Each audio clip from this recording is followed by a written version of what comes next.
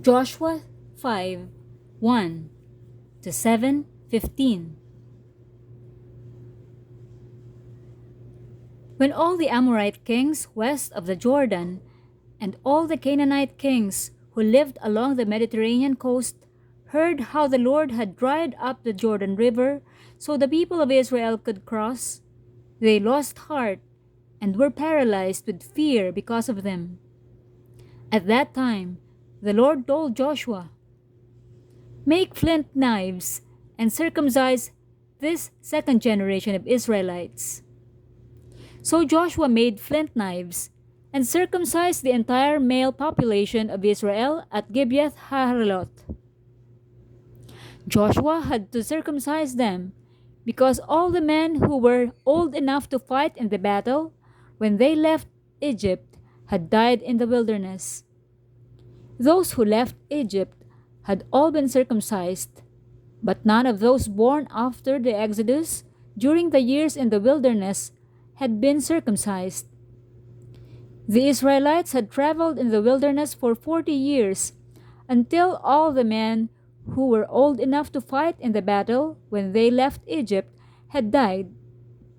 For they had disobeyed the Lord, and the Lord vowed he would not let them enter the land he had sworn to give us, a land flowing with milk and honey. So Joshua circumcised their sons, those who had grown up to take their fathers' places, for they had not been circumcised on the way to the promised land. After all the males had been circumcised, they rested in the camp until they were healed.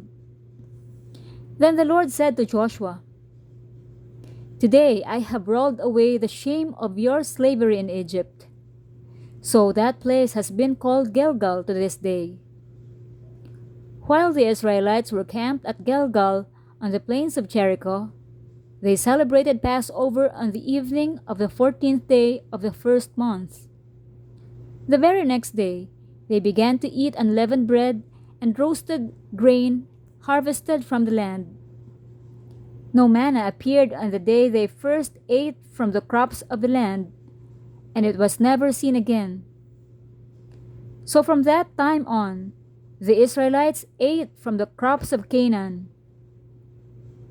When Joshua was near the town of Jericho, he looked up and saw a man standing in front of him with sword in hand. Joshua went up to him and demanded, "Are you friend or foe?" "Neither one," he replied. "I am the commander of the Lord's army." At this, Joshua fell with his face to the ground in reverence. "I am at your command," Joshua said. "What do you want your servant to do?" The commander of the Lord's army replied, "Take off your sandals, for the place where you are standing is holy." And Joshua did as he was told. Now the gates of Jericho were tightly shut because the people were afraid of the Israelites. No one was allowed to go out or in.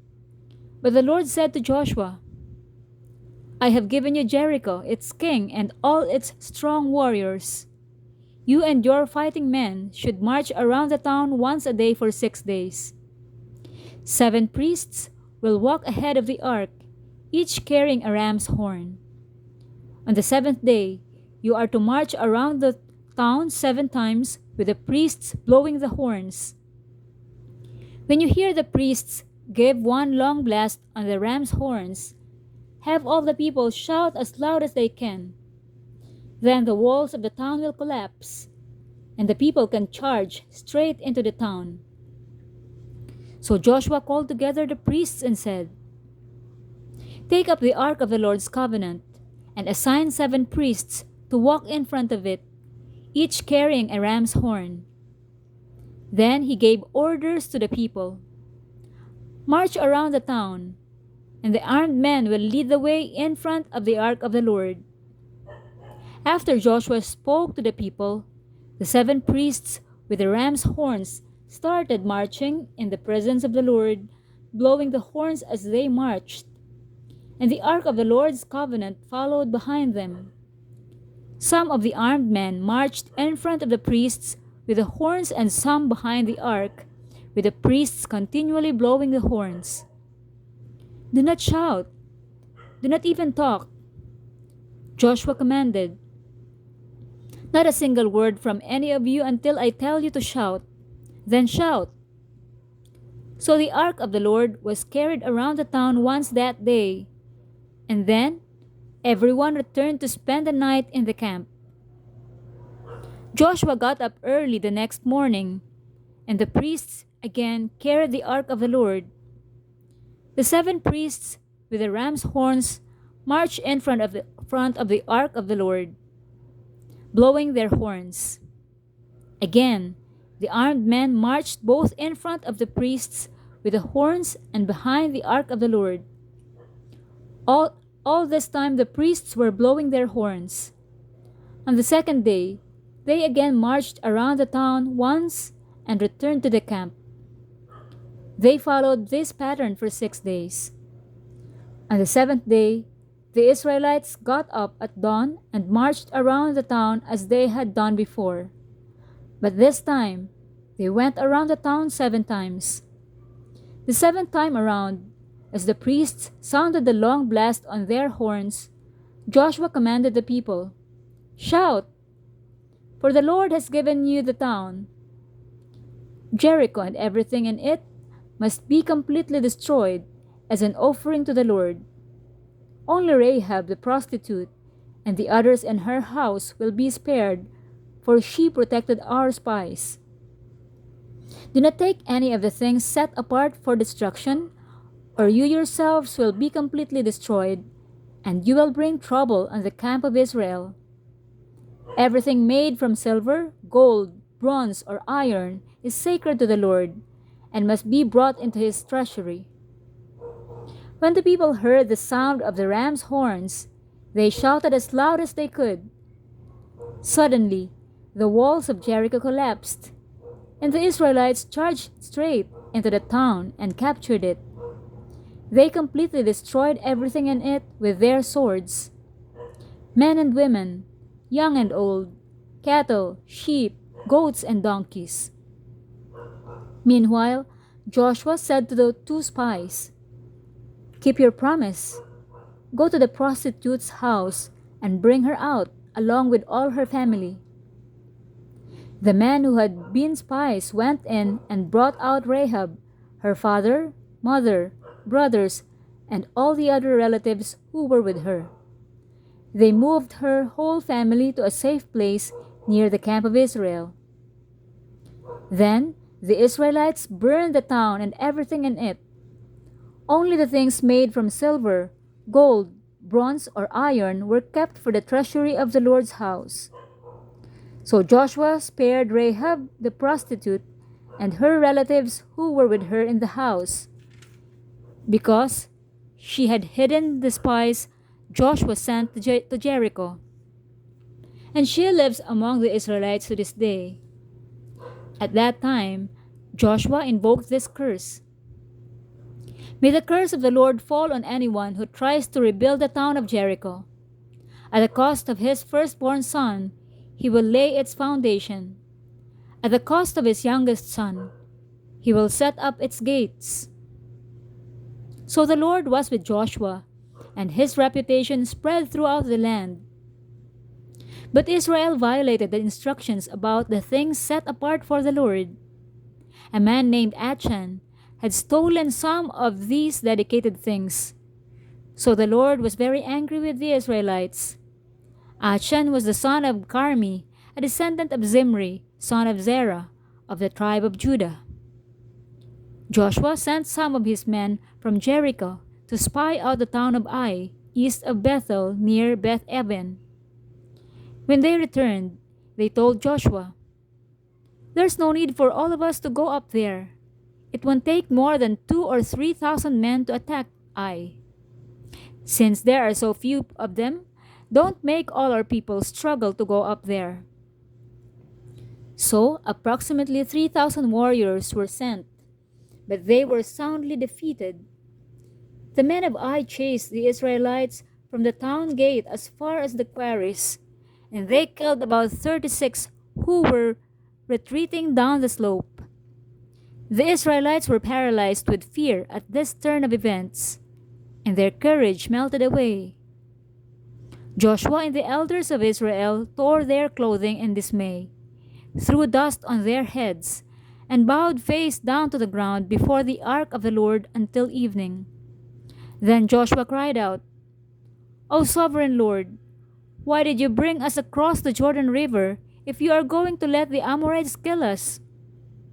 If only we had been content to stay on the other side. Lord, what can I say now that Israel has fled from its enemies? For when the Canaanites and all the other people living in the land hear about it, they will surround us and wipe our name off the face of the earth. And then what will happen to the honor of your great name?" But the Lord said to Joshua, "Get up. Why are you lying on your face like this? Israel has sinned and broken my covenant. They have stolen some of the things that I commanded must be set apart for me. And they have not only stolen them, but have lied about it and hidden the things among their own belongings. That is why the Israelites are running from their enemies in defeat. For now, Israel itself has been set apart for destruction. I will not remain with you any longer, unless you destroy the things among you that were set apart for destruction. Get up. Command the people to purify themselves in preparation for tomorrow. For this is what the Lord, the God of Israel, says. Hidden among you, O Israel, are things set apart for the Lord. You will never defeat your enemies until you remove these things from among you. In the morning, you must present yourselves by tribes, and the Lord will point out the tribe to which the guilty man belongs. That tribe must come forward with its clans, and the Lord will point out the guilty clan. That clan will then come forward, and the Lord will point out the guilty family. Finally, each member of the guilty family must come forward one by one. The one who has stolen what was set apart for destruction will himself be burned with fire, along with everything he has, for he has broken the covenant of the Lord and has done a horrible thing in Israel. Luke 15, 1-32. Tax collectors and other notorious sinners often came to listen to Jesus teach. This made the Pharisees and teachers of religious law complain that he was associating with such sinful people, even eating with them. So Jesus told them this story. If a man has 100 sheep and one of them gets lost, what will he do? Won't he leave the 99 others in the wilderness and go to search for the one that is lost until he finds it? And when he has found it, he will joyfully carry it home on his shoulders. When he arrives, he will call together his friends and neighbors, saying, "Rejoice with me, because I have found my lost sheep."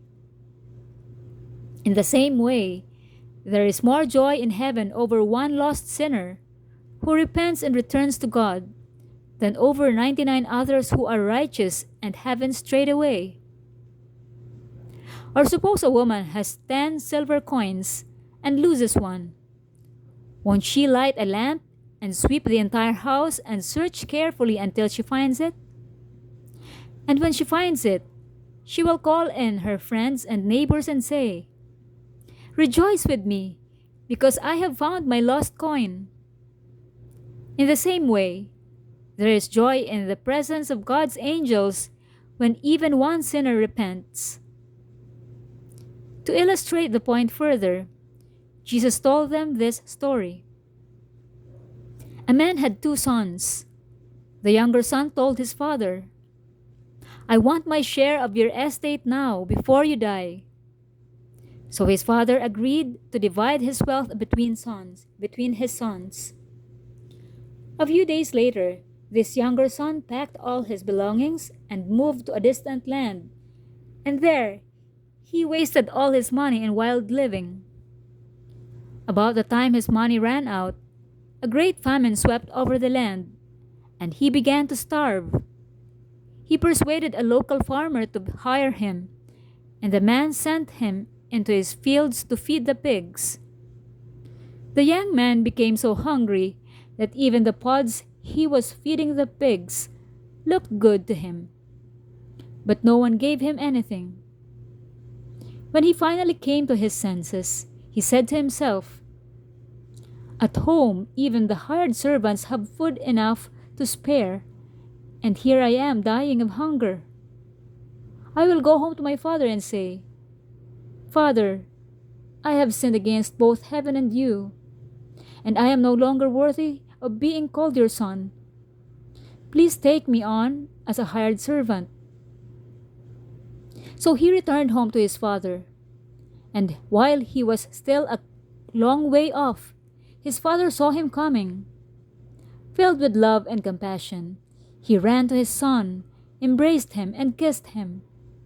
His son said to him, "Father, I have sinned against both heaven and you, and I am no longer worthy of being called your son." But his father said to the servants, "Quick, bring the finest robe in the house and put it on him. Get a ring for his finger and sandals for his feet, and kill the calf we have been fattening. We must celebrate with a feast, for this son of mine was dead and has now returned to life. He was lost, but now he is found." So the party began. Meanwhile, the older son was in the fields working. When he returned home, he heard music and dancing in the house, and he asked one of the servants what was going on. "Your brother is back," he was told, "and your father has killed the fattened calf. We are celebrating because of his safe return." The older brother was angry and wouldn't go in. His father came out and begged him, but he replied, "All these years I've slaved for you and never once refused to do a single thing you told me to. And in all that time you never gave me even one young goat for a feast with my friends. Yet when this son of yours comes back after squandering your money on prostitutes, you celebrate by killing the fattened calf." His father said to him, "Look, dear son, you have always stayed by me, and everything I have is yours. We had to celebrate this happy day, for your brother was dead and has come back to life. He was lost, but now he is found."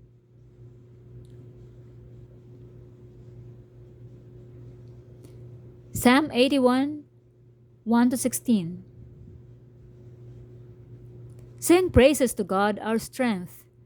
Sing to the God of Jacob. Sing, beat the tambourine. Play the sweet lyre and the harp. Blow the ram's horn at new moon, and again at full moon to call a festival. For this is required by the decrees of Israel. It is a regulation of the God of Jacob. He made it a law for Israel when he attacked Egypt to set us free. I heard an unknown voice say, "Now I will take the load from your shoulders. I will free your hands from their heavy tasks." You cried to me in trouble, and I saved you. I answered out of the thunder cloud and tested your faith when there was no water at Meribah. Listen to me, O my people, while I give you stern warnings, O Israel. If you would only listen to me. You must never have a foreign god. You must not bow down before a false god. For it was I, the Lord your God, who rescued you from the land of Egypt. Open your mouth wide, and I will fill it with good things. But no, my people wouldn't listen. Israel did not want me around, so I let them follow their own stubborn desires, living according to their own ideas. Oh, that my people would listen to me. Oh, that Israel would follow me, walking in my paths. How quickly I would then subdue their enemies. How soon my hands would be upon their foes. Those who hate the Lord would cringe before him. They would be doomed forever. But I would feed you with the finest wheat. I would satisfy you with wild honey from the rock. Proverbs 13:1. A wise child accepts a parent's discipline. A mocker refuses to listen to correction.